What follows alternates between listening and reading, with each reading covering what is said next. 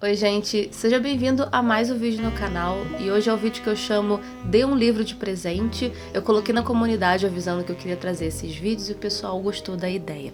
Eu queria trazer as indicações e além delas também falar das curiosidades a respeito da publicação de um livro ou também dos autores, mas é mais uma inspiração para quem quer presentear alguém, tanto nesse Natal ou também, quem sabe, no Natal do ano que vem ou em qualquer outra ocasião, porque os vídeos vão estar disponíveis aí a todo momento. Então eu queria mesmo colocar aqui para vocês algo interessante sobre essas obras, mesmo se você não quiser presentear ninguém, mas conseguir aproveitar esse vídeo. Então a intenção aqui é trazer boas histórias. Eu não vou focar necessariamente só em livros que trazem ambientação de Natal, não. Vão ser livros diversos e que eu tenho ali curiosidades para falar sobre eles. São livros que interessam muito a vocês, ou que vão interessar muito a vocês. E se por acaso você não tenha gostado desses livros que apareceram aqui, tem também a outra opção das playlists de recomendações e também leituras recentes que eu tenho aqui no canal. Como eu falei, a intenção não é só trazer livros com ambientações de Natal, mas eu precisava começar o primeiro vídeo com este grande clássico que precisa sempre ser lido ou relido. E se você nunca leu, você precisa ler pelo menos uma vez na sua vida e sempre nessa época do ano, que é A Christmas Carol ou Uma Canção de Natal, do Charles Dickens. Muito do que você já viu, tanto em filmes ou até em livros também, todo o clichê natalino veio desta pequena obra aqui. E eu vou contar para vocês não só a história, mas também contar como que foi ter feito essa leitura e a releitura, que eu fiz a releitura por aqui, e também uma curiosidade a respeito da obra. Essa aqui foi uma releitura que eu fiz no ano passado, no Natal do ano passado, nessa ediçãozinha que é da Wordsworth Editions, em inglês. E a primeira que eu fiz foi pelo Kindle, foi no Kindle Unlimited, que estava disponível pela LPM Pocket. Aqui você vai ver um dos personagens mais característicos da literatura, que é o Scrooge, que é o personagem que odeia o Natal. Ele acha que toda essa harmonia natalina, esse espírito natalino, ele é falso. Mas ao longo da história você vai entender o porquê, todo o desenvolvimento, e ele trabalha até mesmo no dia 25 de dezembro, todo mundo querendo aproveitar suas casas, a família, o feriado natalino, mas ele mesmo detesta. Só que ele vai receber a visita do espírito de seu parceiro de trabalho, que morreu há 7 anos, para avisar que, por ele ter sido uma pessoa muito ruim na vida, a alma dele está sendo condenada. Então é o momento do Scrooge viver tanto no passado, no presente e também ver o futuro dele, como que ele vai ser de acordo com a vida que ele está levando, e a partir disso ter todo o desenvolvimento do personagem a respeito do que ele pensa sobre o Natal, e aí que a gente vai conhecer o seu passado, do porquê que ele detesta tanto. Uma das coisas que eu mais gosto a respeito dessa obra, e também senti o mesmo na releitura, é o sentimento e essa sensação que a gente tem, ou eu pelo menos tenho nesse Natal, que parece uma volta para casa. Parece que você fica um ano inteiro passando por várias ou dificuldades, seja uma derrota, uma conquista, vitórias, tanto em coisas boas e tristes o tempo todo, né, naquela balança, mas tem depois, no final do ano, que é o momento do Natal, que seria o momento da volta para o seu lar. Seria o momento que você vai se reunir na sua casa e vai passar um momento de paz, que é o que todo mundo deseja. E depois vira um ano e tudo começa de novo, um novo ano, e tudo começa, uma nova caminhada começa, até voltarmos para casa novamente no final do ano. Faz sentido? É um sentimento que eu tenho a respeito, acho que talvez, da sensação do Natal, desse aconchego, e a respeito desse sentimento aconteceu após a publicação deste livro na época do Charles Dickens. Esse livro foi publicado em 19 de dezembro de 1843, só que o Dickens, ele mesmo com situações financeiras difíceis, ele teve que tirar do próprio bolso para lançar esta história em folhetim, porque os editores não queriam aceitar, recusar essa história, porque achavam que ia ser mais uma história de Natal e ninguém levava esse feriado tão a sério. Eu vou falar por quê. Só que depois da publicação, as pessoas encontraram o espírito natalino, sentiram falta de algo que elas não tinham e perceberam que era bom, tanto que existiu uma lenda que muitos acreditavam que o Dickens tinha inventado até mesmo o Natal. Mas não é necessariamente o Natal. Ele inventou, ele trouxe o espírito natalino, a mensagem que foi este livro para muitas pessoas e que fez muitas pessoas mudarem esse comportamento. E pelo que eu entendi, existia uma resistência quanto ao feriado do Natal, principalmente nas cidades da Inglaterra, depois da chegada do puritanismo inglês, que são os cristãos mais radicais. Tinham a ideia de que o Natal era uma festa pagã, então não tinha essa celebração que nós conhecemos até hoje, né? A celebração mais comum do Natal. Eu sei que cada um leva o feriado do Natal de uma forma, né, tanto secular ou espiritual, enfim, mas existia muito essa resistência. Era mais no campo e no interior, onde mesmo morava o Charles Dickens, que tinham as grandes celebrações do Natal. E a época que ele lançou esse livro foi ainda antes das suas grandes obras, como David Copperfield, de Grandes Esperanças. Então, nesse momento aqui, ajudou muito financeiramente o autor, porque ele nem imaginava o grande sucesso que foi essa obra, que foi muito diferente. Ninguém tinha feito algo como ele tinha feito aqui.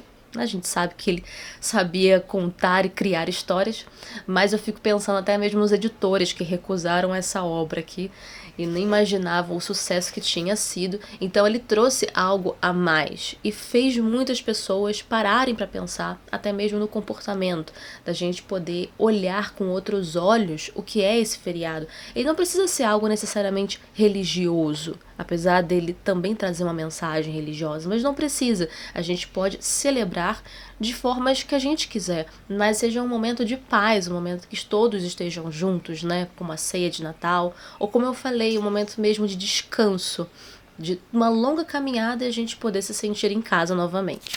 E minha segunda indicação neste vídeo também é do Charles Dickens, uma das obras mais belas, com uma das mensagens mais lindas, que eu gosto muito, que é o Grandes Esperanças. Como eu disse, também é uma das obras principais do autor, mas é considerada a obra-prima dele. Antes eu achava que era David Copperfield, mas é essa, Grandes Esperanças. Esse é um livro que não tem ambientação de Natal, mas eu acredito que seja um excelente presente, até para quem quiser conhecer a forma de escrita do autor. E você vai se deparar, para quem nunca leu Charles Dickens, vai se deparar com ambientações muito parecidas, sempre na Inglaterra, ou você vai ver muitos personagens, ainda que crianças, ou de romances de formação, toda a formação desse personagem da infância, fase mais madura, você vai perceber isso aqui, e vai encontrar muito também crianças órfãos, porque era o que ele vivenciou um pouco ali, né? O Charles Dickens, ele teve uma infância um pouco difícil também. O Charles Dickens mesmo, ele teve seu pai preso por dívidas, né? E ele teve que largar a escola aos 12 anos de idade. Então ele foi trabalhar numa fábrica de graxa para sapatos. Então desde novo ele teve que passar por isso, coisa que a gente vai ver também nos próprios personagens de seus livros. Mas depois ele consegue voltar à escola, terminar os estudos e ele ainda vira jornalista, né? E ele virou depois o grande autor e chegou a ganhar muito dinheiro como autor na época, né? Ficou até rico ganhando dinheiro. Então a gente já imagina, né, todo esse desenvolvimento, como não levou uma inspiração para as suas obras. Mas aqui a gente tem um personagem chamado Pip. É um personagem também órfão, ele vive com a sua irmã, que já é bem mais velha, mas é um personagem humilde. Só que ele vai ganhar, ali inesperadamente, ele vai ganhar uma herança. E é uma herança anonimamente. Então ele recebe aquilo, recebe muito dinheiro e ele renega seu passado, ele deixa todo mundo para trás para virar um aristocrata. Aquelas relações boas e genuínas que ele teve, então ele foi deixando para trás por conta do dinheiro que ele ganhou, por conta da nova posição que ele vai ter. E eu sempre falo, né? Eu sempre falo isso porque eu acho que resume bastante o livro. Aquilo que te eleva um dia muito rápido, né, pode também, ao mesmo tempo, te destruir. E o livro, para mim, ele fala muito de persistência, e como o título, até o título em inglês, que é Great Expectations, né? Então são as expectativas, são as esperanças que a gente tem ao longo da vida, mas principalmente a experiência pelo conhecimento. Então, primeiro ele conhecer, tomar as decisões, né, do que ele quer, e a partir disso ter aquela experiência, seja boa ou ruim, mas ele conhecer por ele mesmo, sabe? E também vai estar em jogo o próprio caráter do personagem, né? Então, das suas escolhas. e sobre a vida do Dickens durante a publicação dessa história. Ele estava passando por umas dificuldades ali. Primeiro, era a doença de sua mãe, e segundo, ele estava recém-separado de Catherine Dickens, que foi uma relação conturbada. Já teve um vídeo aqui no canal de curiosidades de autores, bem antigo, que eu já comentei sobre isso, que o Dickens, por parte dele, ele acabou tendo um caso com uma menina novinha de 18 anos de idade, e acabou que a Catherine, ela recebeu essa carta, que era para ele, e ela descobriu a traição a partir daí, né? Tem várias histórias bem conturbadas. O próprio Dickens tentou mostrar o público dele, né, a sociedade, que eram os fãs que gostavam tanto dele, tentou mostrar que ela que estava louca, muita coisa, gente. Muita fofoca, né, envolvendo esse autor, mas ele estava passando por essas situações e principalmente ele recebia muita carta de fãs. Vários fãs querendo saber sobre o andamento desta história, e eu não vou julgar, porque eu acho que se eu tivesse na época eu faria a mesma coisa, mas ele recebia muito essas cartas porque era antes em folhetim, então era entre 1860 e 1861 em folhetim, então as pessoas estavam muito ansiosas para saber o que ia acontecer, então mandavam várias e várias cartas para ele que ele pudesse contar ali um spoilerzinho do que ia vir. Então é uma obra que em 1861 depois foi lançada em livro e foi dividida em 3 partes. Mas é engraçado que quando chega no momento dele entregar o final da história para os seus editores, né, enfim, o fim do livro, os editores não gostaram muito, porque o final que ele colocou para o Pip era muito depressivo, muito triste. E a gente está falando de um livro sobre grandes esperanças. Então a gente acredita que o final tem que ser feliz. O povo quer ver coisa feliz, né? E tanto também porque é a felicidade de um casal aqui, que é a Stella e o Pip. Se eles vão ficar juntos ou não, tem toda essa história. Mas então ele é aconselhado a mudar o final desse livro e ele tem que mudar. Mas você encontra também nesta versão os 2 finais. Eu particularmente gosto dos finais tristes, porque eu acho muito realista. Não que não tenham coisas felizes no final da vida de uma pessoa, claro. Mas eu acho que pelo desenvolvimento do personagem aqui, eu achei interessante ele ter um final triste. E a partir daí ficar subentendido que ele possa depois ter uma vida feliz, né?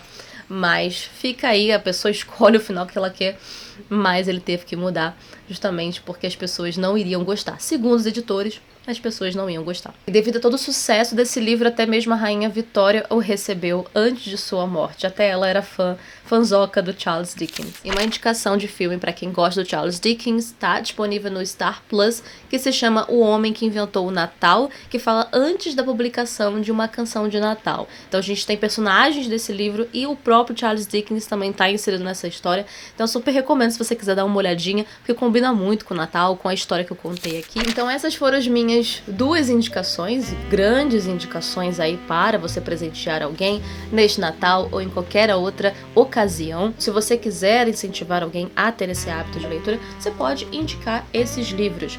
Obviamente que esse aqui combina muito mais com o Natal, mas esse aqui combina com várias situações da vida e também pode combinar com o Natal, porque o Dickens vai trazer essas mensagens e lições que a gente pode utilizar em vários momentos da nossa vida. Então tá aí 2 grandes indicações. Eu espero muito que você tenha gostado desse vídeo e logo mais eu vou trazer o restante das outras indicações aqui no canal.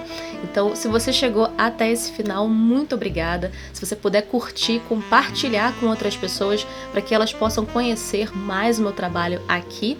E também, se você já leu um desses livros, se já conhece essas histórias que eu trouxe também aqui no vídeo, deixa aí nos comentários, não deixa de comentar pra gente conversar mais sobre. E se você se interessou por algum desses livros, tá na descrição o link da Amazon. Se você comprar com eles, você apoia muito o canal. E se você também puder assistir aos anúncios que aparecem nos vídeos, você ajuda muito esse canal monetariamente. Agora a gente se vê na próxima e muito obrigada por assistir a mais um vídeo do Bruni Livros. Tchau!